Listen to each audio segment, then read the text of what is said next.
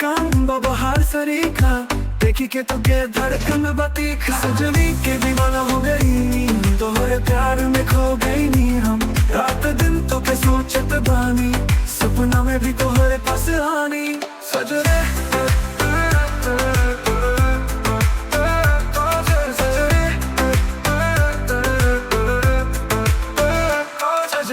कोई तोहार चाल कमर चिकावे तोहार नजरिया दिल में समावे मिट जाए सारा दूरी आज बता दी तोहार मजबूरी चांद तारों से पूछ ले तू कितना चाहत बनी हम तो के धरती गवा बाए सजनी दिल दिहल बनी बस तो के सजनी के दीवाना हो गई नी तोहरे प्यार में खो गई नी हम रात दिन तो के सोचत बानी सपना में भी तोहरे पास आनी सजनी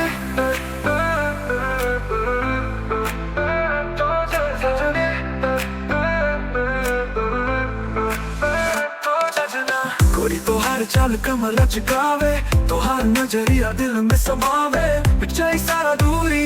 आज बता दी तोहार मजबूरी चांद तारों से पूछ ले तू